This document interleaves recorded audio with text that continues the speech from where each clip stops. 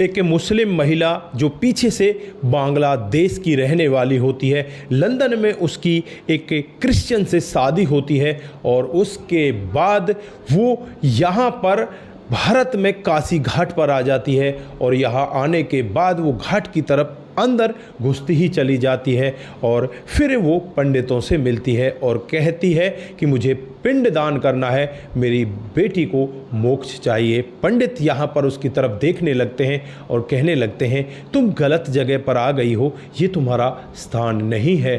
दोस्तों, यहाँ पर वो महिला बार बार उनसे यही कहती है कि मेरा यही स्थान है और यहीं पर मेरी बेटी को मोक्ष मिलेगा, उसे मुक्ति मिलेगी, आप मेरी बेटी के लिए पिंडदान करिए। दोस्तों, उसके बाद जो यहाँ पर होता है कभी किसी ने सोचा भी नहीं था। दोस्तों, कौन थी ये महिला और इस तरह से कैसे आई थी? क्या ये यहाँ पर कुछ चेक करना चाहती थी या ये रियल में ही अपने आप को इस तरह से समर्पित करने के लिए आई थी? अगर आप लोग भी पूरे मामले को डिटेल से जानना चाहते हैं तो वीडियो को जरा सा भी स्किप ना करें, लास्ट तक वीडियो को ज़रूर देखिएगा। आगे बढ़ने से पहले हमारी वही रिक्वेस्ट कि जो हमारे चैनल के साथ नए हैं कृपया करके चैनल को फॉलो कर लें, बेल आइकन को जरूर प्रेस करें। नमस्कार, जय हिंद। आप देख रहे हैं APH न्यूज़ राहुल रावत के साथ। दोस्तों, आज की जो हकीकत की घटना आप लोगों को बताने जा रहा हूँ ये लंदन से स्टार्ट होती है। एक लड़की जिसका नाम अबिया बानो होता है, जो पीछे से बांग्लादेश की रहने वाली होती है, मुस्लिम लड़की होती है और ये लंदन में ही अपनी पढ़ाई करने लगती है। दोस्तों, वहीं पर इसकी मुलाकात एक लड़के से हो जाती है जिसका नाम नेबिन बोलरन होता है, जो क्रिश्चियन होता है और इनकी मुलाकातें इस तरह से आगे बढ़ने लगती हैं। दोनों एक दूसरे के साथ प्यार करने लग जाते हैं। अब यहाँ पर ये अबिया जो बानो होती है वो इस क्रिश्चियन से कहती है कि अगर तुम मुझसे प्यार करते हो, मुझसे शादी करना चाहते हो तो तुम्हें मेरा मुस्लिम धर्म अपनाना पड़ेगा, मैं अपने धर्म को छोड़कर तुमसे शादी नहीं कर सकती। दोस्तों, यहाँ पर लड़का भी इससे हद से ज़्यादा प्यार करता है और फिर इस लड़की के कहे अनुसार मुस्लिम धर्म अपना लेता है और इससे शादी कर लेता है। शादी होने के बाद ये अबिया बानो वापस लंदन आ जाती है और लंदन में ही रहने लगती है। धीरे धीरे समय बीतता है, समय के हिसाब से ही अब ये गर्भवती हो जाती है। जब पति को पता चलता है कि तेरी पत्नी गर्भवती हो चुकी है, पति बहुत ज़्यादा खुश होता है, पत्नी भी खुश होती है।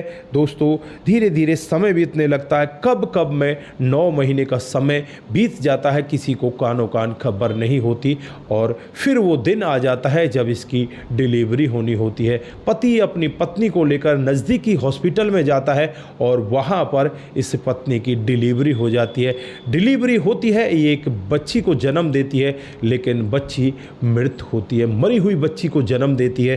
अब ये अबिया बानो एकदम से टूट सी ही जाती है, बहुत ज़्यादा उस बच्ची के बारे में सोचने लगती है और ये ICU में भर्ती करनी पड़ती है। 2 दिन के बाद इसे वापस लाया जाता है। इधर जो मरी हुई बच्ची होती है उसका अंतिम क्रियाक्रम किया जाता है जो मुस्लिम रीति रिवाज के अनुसार। दोस्तों, अब यहाँ पर धीरे धीरे समय बीतने लगता है, लगभग इस बच्ची को मरे हुए 1 साल हो जाता है। 1 साल बाद ये बच्ची अब इस महिला के सपने में आने लगती है और इसे 1 साल की ये दिखाई देती है कि ये बच्ची 1 साल की हो चुकी है।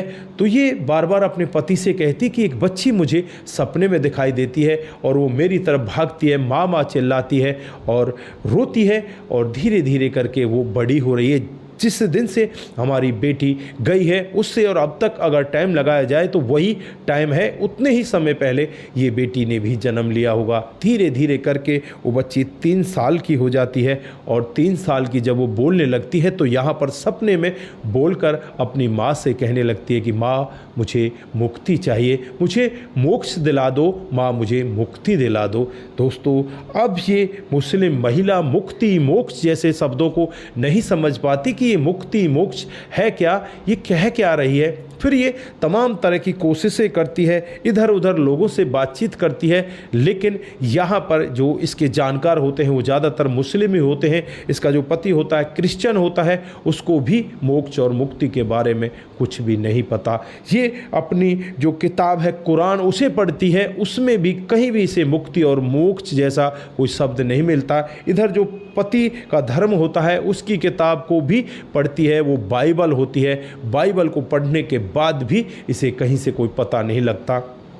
धीरे धीरे करके समय बीतने लगता है और जब समय लगभग 13 साल का बीत जाता है, ये बच्ची भी 13 साल की ही हो जाती है और एक दिन अपनी माँ से कहने लगती है कि माँ, मेरा हार्मोन्स चेंज हो चुका है, मुझे पहली बार पीरियड्स आए हैं और मुझे बहुत ज़्यादा दर्द हो रहा है। दोस्तों, क्या ऐसा हो सकता है? एक मरी हुई बच्ची अपनी माँ से ऐसे बातें कर रही है जैसे वो उसके साथ में है, वो भटक रही है, उसका यहाँ पर कोई मोक्ष वगैरह उसका नहीं हुआ है, उसका अगले शरीर में प्रवेश नहीं हुआ है। क्या ऐसा हो सकता है? आपने कभी सोचा है?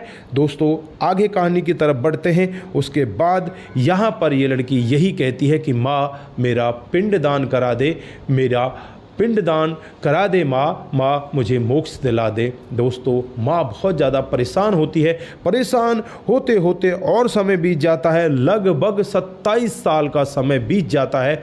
तो 27 साल बाद ये लड़की एक दिन फिर अपनी माँ के सपने में आती है। माँ से कहने लगती है कि माँ, तूने मुझे मोक्ष नहीं दिलाया, माँ मैं बहुत परेशान हूँ, माँ मुझे मोक्ष दिला दे, माँ मेरा पिंडदान कर दे। दोस्तों, माँ यहाँ पर सोचने लग जाती है कि मुझे पता ही नहीं मैं कहाँ से कराऊं।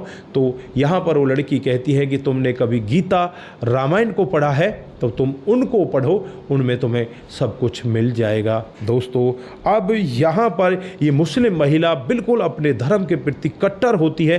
ये नहीं चाहती कि मैं रामायण को पढ़ूँ और मैं गीता को पढ़ूँ, हिंदू धर्म के कोई भी नियम में अपनाऊँ, वो ऐसा बिल्कुल नहीं चाहती थी। दोस्तों, फिर भी यहाँ पर वो अपनी बेटी के लिए ऐसा करने के लिए तैयार हो जाती है। वो रामायण को पढ़ती है, वो गीता को पढ़ती है, तो उसे मोक्ष शब्द का पता चल जाता है कि मोक्ष किस तरह से मिलता है।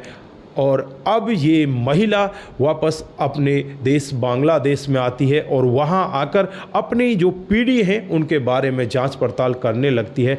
तो इसे पता चलता है कि आज से 4 पीढ़ी पहले वो लोग भी हिंदू ही थे। जो हमारे दादा दादी हैं, यानी कि इस लड़की के जो दादा दादी हैं अविनया बानो के, वो हिंदू थे, ये लोग कन्वर्टेड थे, ये बदले हुए मुसलमान थे, ये जन्मजात यानी पहले से ये मुसलमान नहीं थे।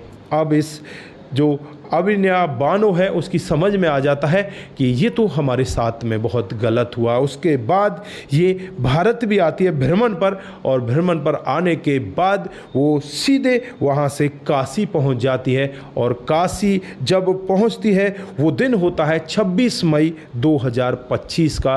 दोस्तों, काशी में पहुँचने के बाद वो पंडितों से बातचीत करती है, पंडितों से कहती है कि मेरी बेटी को मोक्ष चाहिए, उसका पिंडदान आपको करना है। तो यहाँ पर पंडित जी कहने लगते हैं कि आप गलत जगह पर आ गई हो, आप देखने में मुस्लिम लग रही हो और आप यहाँ हिंदू रीति रिवाज की बात कर रही हो।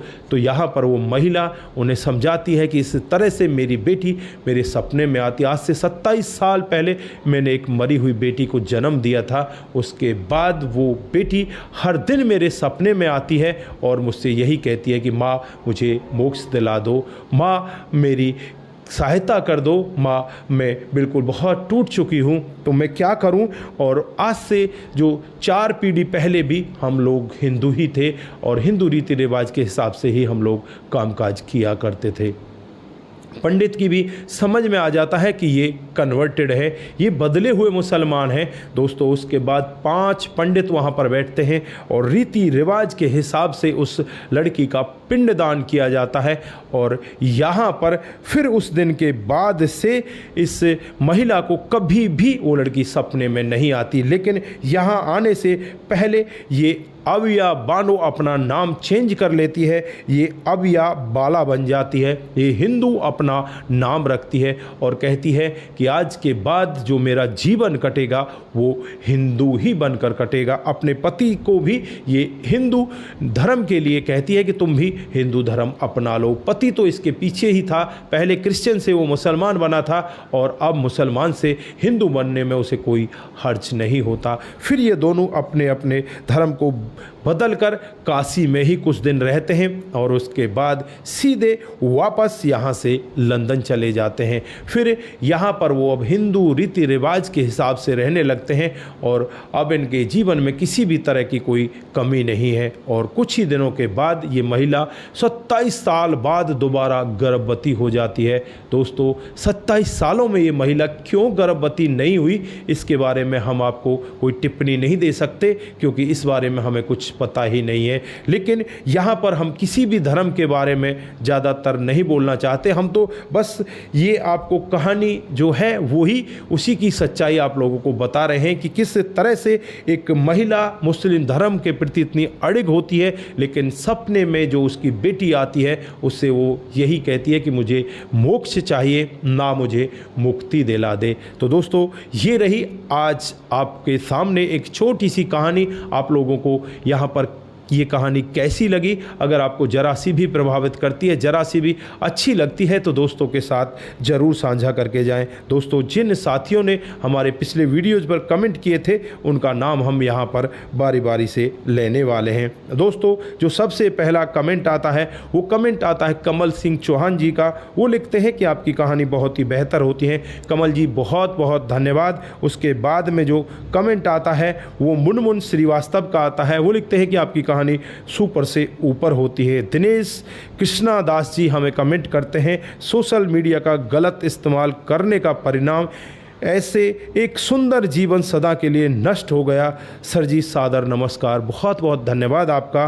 रतनलाल शर्मा जी नमस्कार भाई साहब, आपकी कहानी बहुत ही अच्छी लगती है, बहुत ही सराहनीय होती हैं और बहुत मेहनत करते हैं। आपका दिल की गहराई से बहुत बहुत धन्यवाद। आपका भी बहुत बहुत धन्यवाद। उसके बाद समाधान पाटिल जी, भाई साहब तुम बहुत मेहनत करते हो। समाधान पाटिल जलगांव महाराष्ट्र से, आपका दिल की गहराई से बहुत बहुत धन्यवाद। देवेंद्र कुमार जय श्री राम जी, जय श्री राम। कुमार केसी जी जय श्री राम, जय शंभू, जय श्री राम, जय शंभू। उसके बाद में मुनमुन श्रीवास्तव, इंस्टाग्राम पर प्रेम जो होता है वो बहुत ही गलत होता है। इंस्टाग्राम पर प्रेम नहीं करना चाहिए, नहीं तो किसी के साथ भी ऐसा हो सकता है। आपका दिल की गहराई से बहुत बहुत धन्यवाद। आप सभी लोग इसी तरह से हमारे साथ बने रहें, इसी तरह से अपने कमेंट हमारे साथ में साझा करते रहें। सतर्क रहें, सावधान रहें, रिश्तों की अहमियत को जरूर समझें। नमस्कार, जय हिंद, जय भारत।